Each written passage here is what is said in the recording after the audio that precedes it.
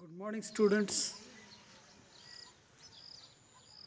I welcome all of you for my lecture on the topic demography. I hope that you are getting what we are doing in the last few video lectures. So far, I have given 8 plus 1, that is total 9 lectures on the topic demography. Right from the beginning, we discussed the structure and then started with the topic demography.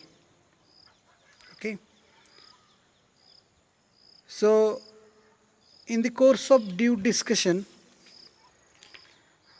we have discussed various aspects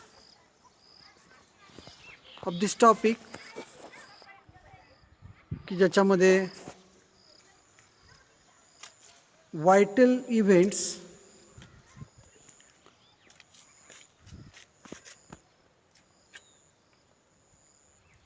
mortality rates, याच्यामध्ये 4 महत्त्वाचे rate आपण अभ्यास केलेला आहे. त्यानंतर fertility rates,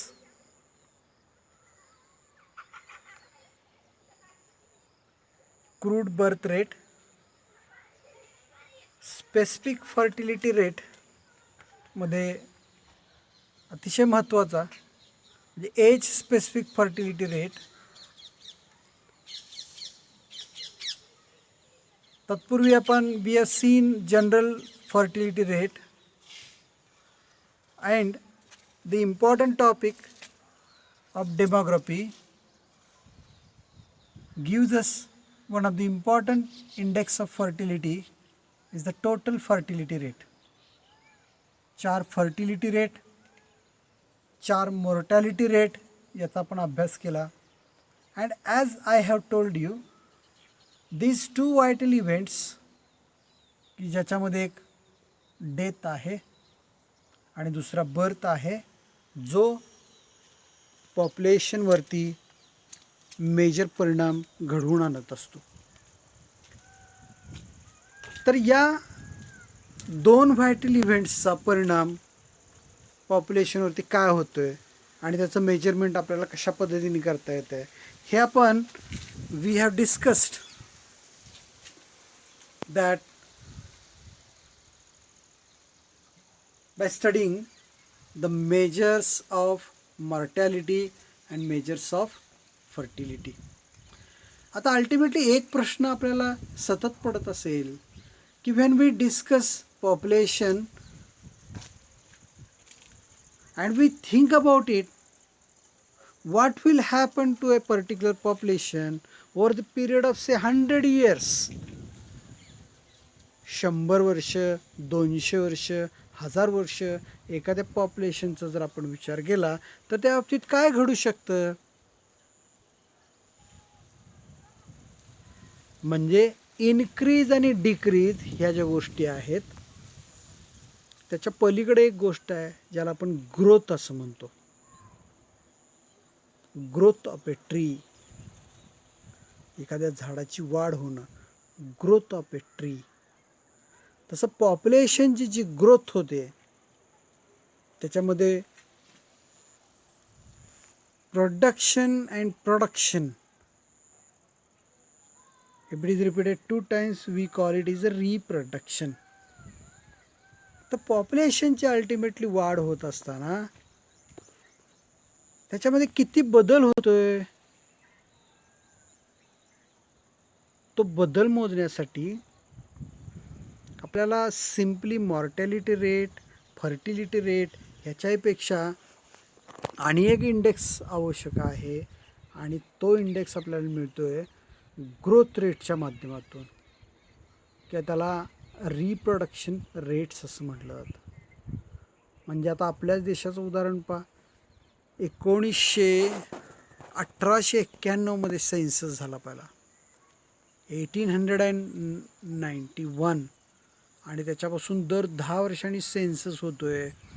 आणि ज्या देशाची लोकसंख्या काही लाखाच्या घरात होती ती आता 150 कोटी या मॅजिक फिगरकडं ती जायला लागलेली आहे. काही देशातच आपल्या म्हणजे काही काळातच आपल्या देशाची लोकसंख्या 150 कोटीपर्यंत जाऊ शकते. याच्यामध्ये ही जी वाढ झालेली आहे, ग्रोथ झालेली आहे, त्याचा अभ्यास करायचा असेल तर आपण तो कशा पद्धतीने केला पाहिजे. तर त्याच्यासाठी आपल्या अभ्यासक्रमामध्ये आपण बघणार आहोत 2 ग्रोथ रेट, आणि इथून पुढच्या काही लेक्चर्समध्ये we will talk about that. आता जे 2 ग्रोथ रेट आपल्या सिलेबसमध्ये इन्क्लूड केलेले आहेत ते आहेत ग्रॉस रिप्रोडक्शन रेट आणि नेट रिप्रोडक्शन रेट. हे जे 2 रेट आहेत त्याचा आपण अभ्यास करणार आहोत. कशा पद्धतीने करणार आहोत तर पहिल्यांदा आपण ते डिफाईन करणार आहोत. What is the definition of GRR. Then आपण त्याचा फॉर्म्युला डिस्कस करणार आहोत, फॉर्म्युला आणि त्याच्यामध्ये येणारे नोटेशन्स. त्यानंतर त्याचं कॅल्क्युलेशन कशा पद्धतीने करायचं, म्हणजे एखाद्या पॉप्युलेशनचा रिप्रोडक्शन रेट GRR हा कसा कॅल्क्युलेट करता येईल आपल्याला, त्याची टेक्निकल इन्फॉर्मेशन आपण घ्यायची. आणि शेवटी आपण त्याचे काही प्लस पॉईंट्स, मायनस पॉईंट्स, ज्याला आपण मेरिट्स आणि डिमेरिट्स म्हणतो आहे, त्याची चर्चा करायची. Okay, so that will be plan for today's lecture. यापैकी ज्या गोष्टी आपल्याला डिस्कस करता येतात त्या या व्हिडिओमध्ये डिस्कस करूया आपण. अँड वेळेची काही मर्यादा त्याच्यावरती आली तर we will continue that in the next video. Okay, so आता याच्या संदर्भात काही मुद्दे मी तुमच्या लक्षात आणून देऊ इच्छितो. Will throw a light on that. When measures of mortality and fertility are obtained, a question that naturally arises is whether the tendency of the given population is to increase, to decrease or to remain stable. म्हणजे आपण एखाद्या पॉप्युलेशनसाठी mortality किंवा fertility याचं ज्यावेळेला calculation करत असतो त्यावेळेला त्याच्याबद्दल आपल्याला काय कॉमेंट करता येईल.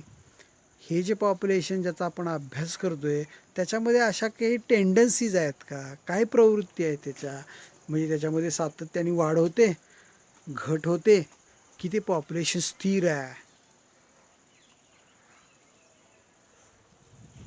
तर या गोष्टी सांगण्यासाठी फर्टिलिटी रेट्स हे पुरेसे नाही आहेत.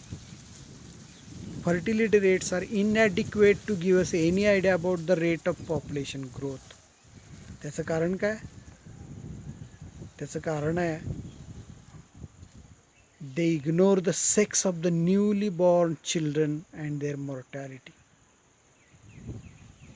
म्हणजे नवीन जन्माला येणार बाळ हे मेल आहे की फिमेल आहे, is it a boy or girl, हे कुठं विचारात घेतलं गेलेलं नाही आहे.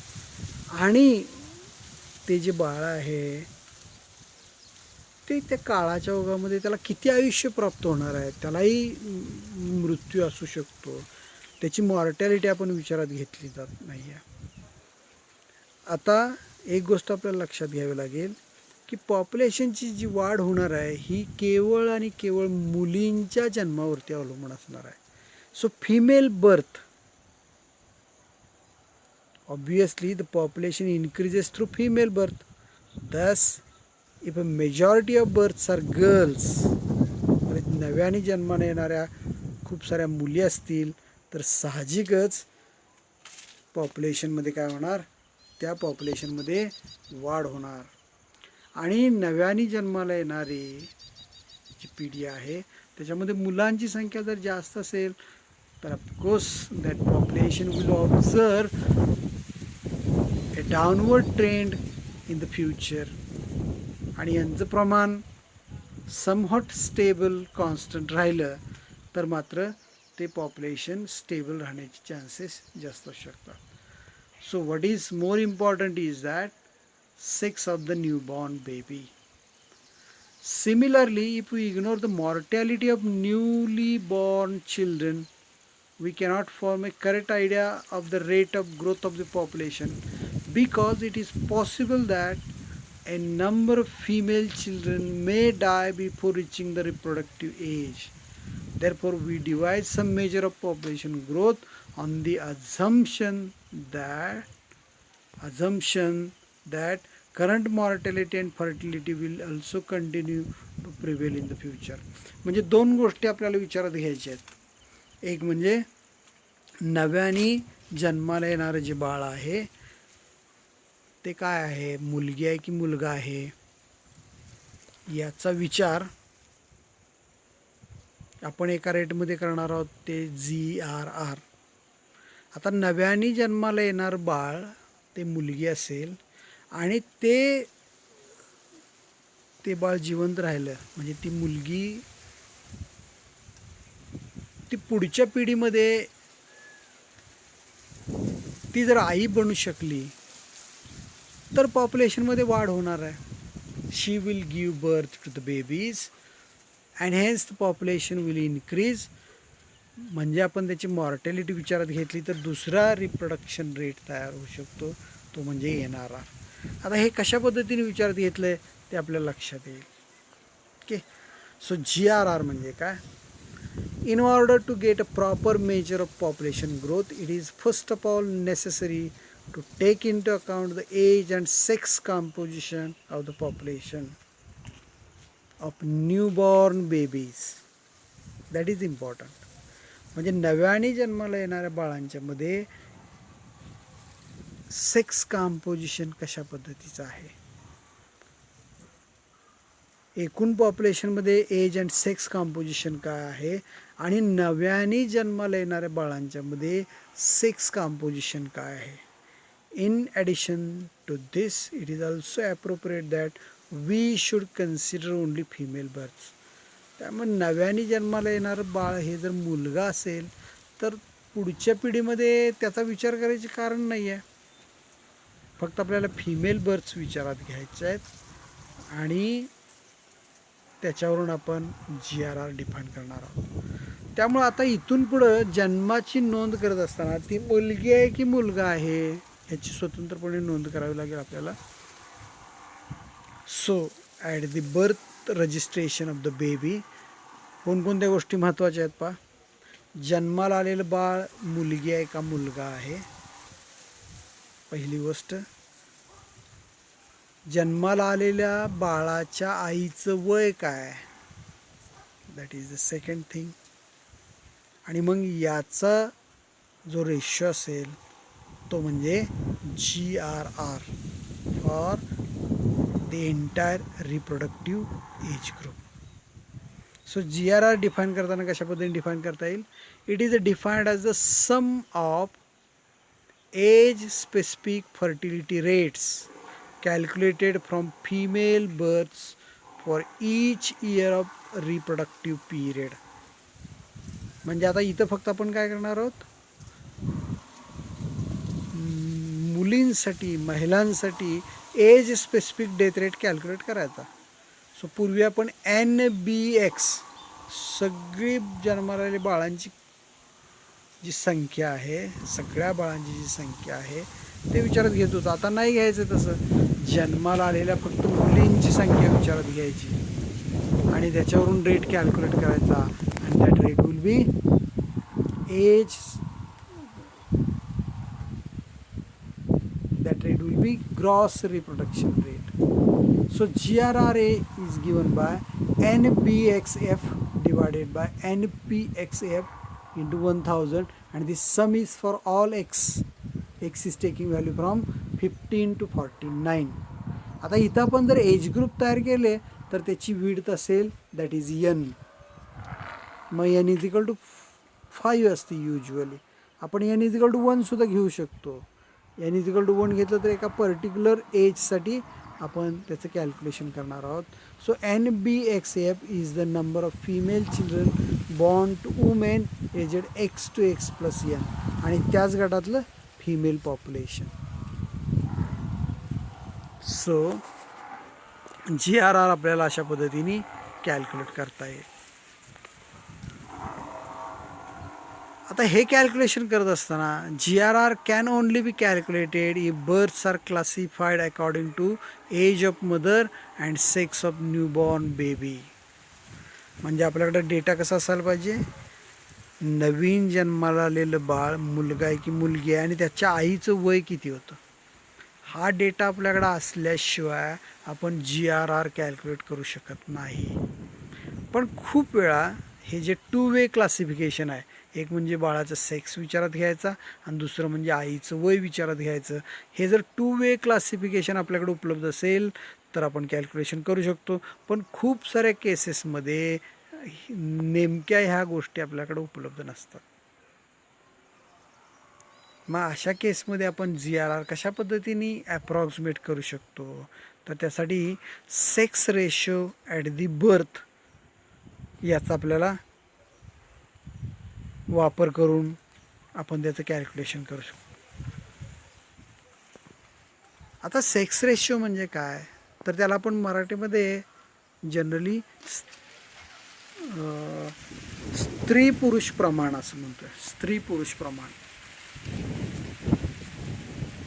Male female ratio.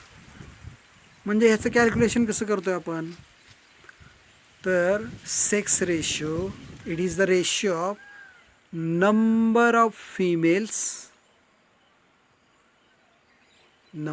female births divided by number of male births.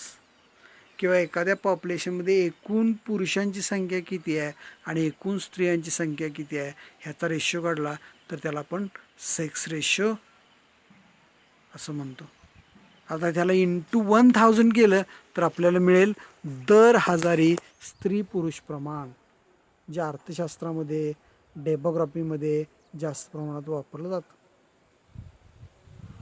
पण मुद्दा काय, तर नंबर ऑफ फिमेल्स आणि नंबर ऑफ मेल्स याच्यावरून आपल्याला सेक्स रेशो काढता येतो. या ठिकाणी तुम्ही लक्षात ठेवा, B is the letter used to denote sex ratio and B is given by number of female births divided by number of male births, असं आपण या ठिकाणी डिफाईन केलेलं आहे. आता त्याच्यावरून मी कशा पद्धतीने कॅल्क्युलेशन करतो बघा. When NBF are not available, म्हणजे आपल्याकडं बाळाचा जो सेक्स आहे म्हणजे ते मुलगी आहे की मुलगा आहे आणि आईचं वय या गोष्टी उपलब्ध नसतील तर आपल्याला NBXF आपल्याला मिळू शकत नाही. They are not available. So it can be determined by using sex ratio B. B म्हणजे काय, BF डिवायडेड बाय BM. आता मी असं कन्सिडर करतो की B divided by 1 + B. So numerator as it is, denominator is 1 + B. आता 1 + B केल्यावर त्याचं simplification केलं तर काय येतं आहे, BF डिवायडेड बाय B. दस मी sex ratio divided by 1 + sex ratio याचं जर कॅल्क्युलेशन केलं तर what do we get, we get number of female births divided by total number of births. So we can use this quantity to denote sex ratio at the birth, आणि मग त्याचा वापर आपल्याला GRR मध्ये करता येऊ शकतो. Now we can modify the formula. GRR is equal to N into, what is the formula, N into NBXF divided by NPXF into 1000. Okay, but NBXCF is not available. So instead of that आपण थोडी rearrangement of terms केली, तर what do we get?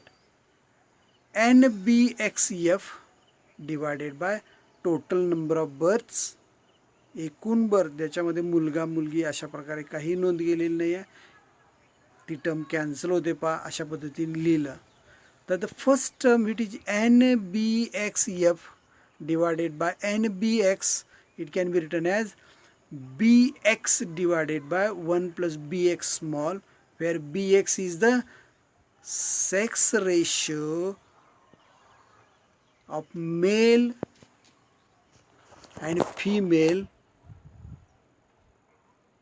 for the age X. आता या ठिकाणी तो age group X to X plus N असा आपण घेणार आहोत, because the data is represented as age intervals. So हा फॉर्म्युला आपण फर्दर सिम्प्लिफाय केला तर काय मिळते?